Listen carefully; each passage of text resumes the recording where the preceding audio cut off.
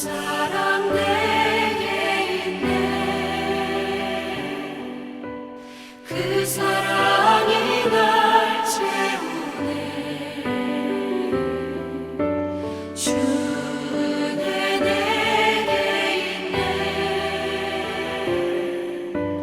그대로 날 채우네. 성경의 숲을 걷다. 오늘은 신명기 16장입니다. 오늘 신명기 16장 1절에서 17절에서는 이스라엘의 3대 절기인 유월절, 77절, 초막절을 다루고 있습니다. 이스라엘의 성인 남자라면 매년 3차례 성소에 나아가 절기를 지켜야 했습니다. 먼저 1절에서 8절까지 유월절에 대한 규례입니다. 1절입니다. 아비벌을 지켜 내 하나님 여호와께 유월절을 행하라. 이는 아비벌에 내 하나님 여호와께서 밤에 너를 애굽에서 인도하여 내셨음이라. 출애굽의 구원을 기념하는 유월절은 신약적으로 가장 중요한 절기로 대속적 구원을 극적으로 보여주는 하나님의 자비와 구원의 대명사였습니다. 아비벌은 곡식의 새 이삭이란 뜻으로 이 달에 접어들면서 곡식의 이삭이 여물어 가기 시작한다는 뜻에서 붙여진 이름입니다. 그리고 훗날 이 날은 니산월이라고 그렇게 불렀습니다. 그런데 유월절에 대해서 출애굽기 12장과 레위기 23장을 참고해 보면 출애굽기와 레위기에서는 유월절과 무교절을 두 개의 독립적인 절기로 구분해서 설명을 했습니다. 다시 한번 유월절과 무교절을 간단하게 설명드리면 유월절은 아비벌 14일 하루에 그것도 저녁에 지키는 절기입니다. 그리고 무교절은 유월절 그 다음 날 아비벌 15일부터 21일까지 7일 동안 지키는 절기였습니다. 그런데 우리가 읽고 있는 신명기 16장에서는 두 절기를 구분하지 않고 무교절이 유월절에 포함이 되어 그렇게 설명되고 있는 것입니다. 그리고 출애굽기와의 차이점은 출애굽 당시에는 매우 급박한 상황이었기 때문에 유월절은 각 가정에서 이루어졌습니다. 그래서 유월절의 제물은 양이나 염소였는데요. 그러나 오늘 신명기 16장에서의 유월절은 이스라엘 백성들이 가나안 땅에 들어가 정착한 후에 드린 유월절이기 때문에 이제부터는 각 가정에서 지키는 것이 아니라 반드시 하나님께서 자기 이름을 두시려고 택하신 한 장소에서만 지켜야 했고요. 제물에서도 큰 짐승인 소가 추가되었던 것을 보게 됩니다. 자, 유월절의 준수 목적은 출애굽을 기억하는 것입니다. 이같이 행하여 내 평생에 항상 내가 애굽 땅에서 나온 날을 기억할 것이니라. 기억은 신명기의 중요한 주제 가운데 하나인데요. 특히 출애굽에 대한 기억은 하나님의 명령이었습니다. 이스라엘 백성들은 기억을 통해 과거의 경험한 구원을 현재에 누리고 다음 세대에게도 참여할 수 있는 길을 열어줘야 했던 것입니다. 유월절은 신약에 와서 그리스도의 구속 사건과 직접 관계가 있습니다. 예수님께서는 바로 유월절에 어린 양으로 십자가에서 죽으신 것입니다. 구약시대 유월절 양의 피로 이스라엘 백성들이 죽음의 재앙을 넘어간 것처럼 예수 그리스도의 피로 말미암아 인류가 죄와 죽음의 권세에서 자유케 되었다는 것입니다. 또 4절에서 그 이래 동안에는 내 모든 지경 가운데 누룩이 보이지 않게 할 것이요. 이것은요 무교절에 대한 이야기인데요. 이 무교절에 대해서도 예수님의 삶과 연관해서 그 의미를 신약에서는 재해석했습니다. 고린도전서 5장 7절에서 8절입니다. 너희는 누룩 없는 자인데 새 덩어리가 되기 위하여 묵은 누룩을 내버리라. 우리의 유월절 양 곧 그리스도께서 희생되셨느니라. 이러므로 우리가 명절을 지키되 묵은 누룩으로도 말고 악하고 악에 찬 누룩으로도 말고 누룩이 없이 오직 순전함과 진실함의 떡으로 하자.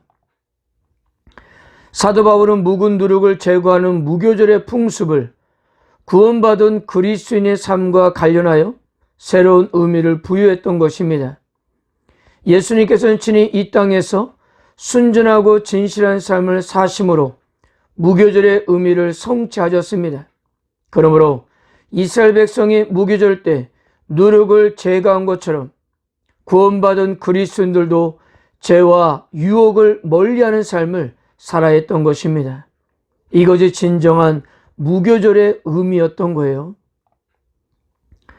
9절에서 12절은 77절에 대한 규례입니다. 77절은 맥추절이라고도 하고 오순절이라고도 합니다. 9절을 보면 7주일을 셀지니 곡식의 낫을 대는 첫날부터 7주를 세워라고 하셨습니다. 곡식의 낫을 대는 첫날부터라는 말은 바로 초실절을 두고 하는 말인데요. 레위기에 의하면 초실절은 무교절 기간에 지키는 절기입니다. 약간 복잡하죠? 레위기 23장의 영상에서 잘 정리해 놓았으니까 한번 참고해 보면 좋을 것 같습니다. 그러니까 초실절 이후부터 7주간을 세워 50일째 되는 날이 바로 77절이었던 겁니다. 12절입니다. 너는 애굽에서 종되었던 것을 기억하고 이 규례를 지켜 행할지니라. 77절의 목적 역시 출애굽의 구원을 기억하고 실천에 옮기는 기념일이었던 것입니다.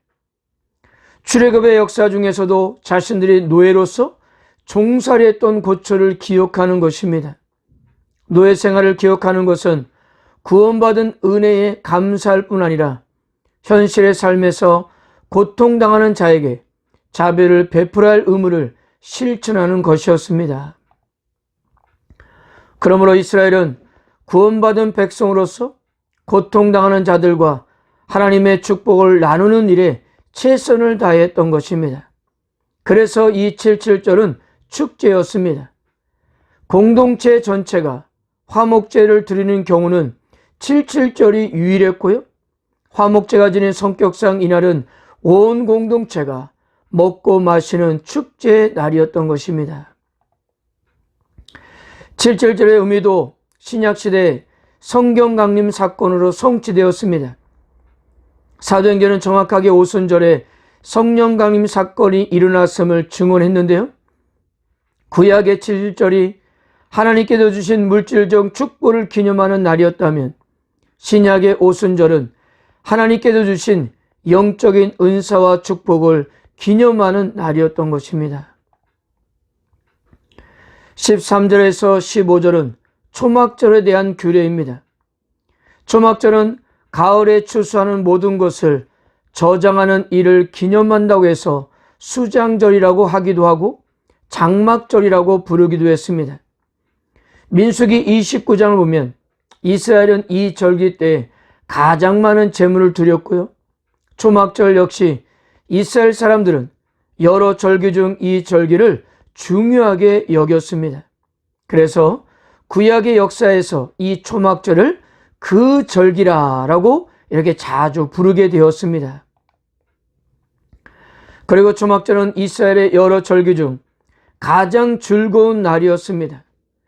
기쁨의 상징인 추수와 축제가 겹쳤으니 오죽했겠습니까? 그래서 이 절기를 유대인들은 우리가 기뻐하는 때라고 그렇게 부르기도 했습니다. 이스라엘 백성들은 가을 추수를 끝낸 후 풍성한 수확을 주신 하나님께 감사하는 시간을 가진 겁니다.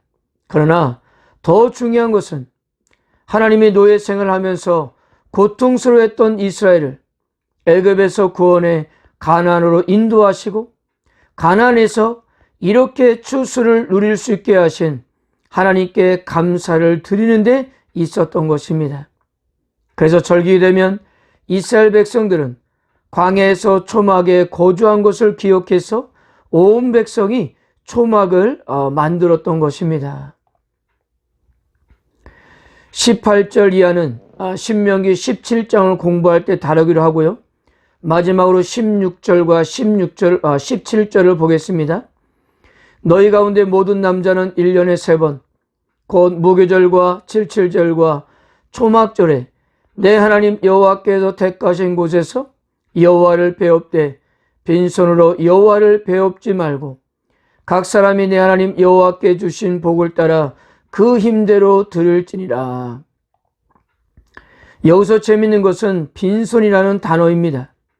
신명기 15장 13절에서 부리던 노예를 자유인으로 내보낼 때 매정하게 빈손으로 보내지 말라고 권면할 때 사용되었던 단어입니다. 모세가 이곳에서 동일한 단어를 사용하는 것은요, 하나님께 빈손으로 오는 수직적 행위는 궁핍한 이웃에게 아무것도 주지 않는 수평적 매정함과 마찬가지라는 점을 강조하기 위해서입니다. 그래서 모세는 하나님께서 허락하시는 형편에 따라 하나님께서 내려주신 축복의 정도에 따라 정성껏 드릴 것을 이렇게 말씀하고 있는 것입니다. 구약절기는 과거에 베풀어 주신 하나님의 은혜를 기념하는 데 초점이 맞춰 있습니다.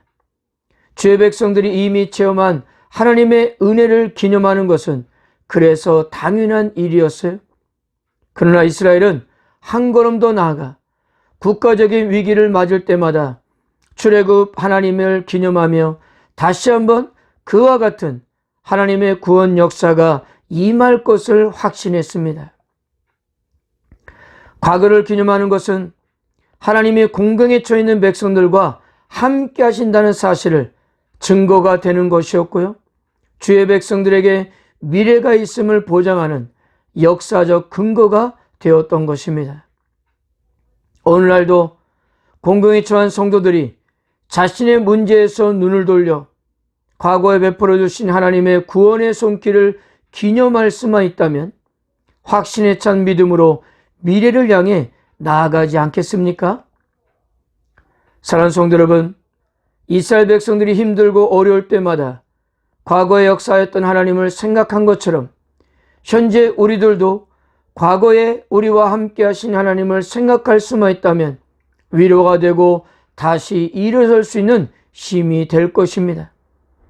하나님은 어제나 오늘이라 변함이 없으시고 동일하신 분이십니다. 오늘도 나와 함께 하신 하나님께 감사하시고요. 우리의 미래도 하나님의 손에 있다는 사실을 믿으시고 승리하는 하루가 되시기를 주님의 이름으로 축복합니다.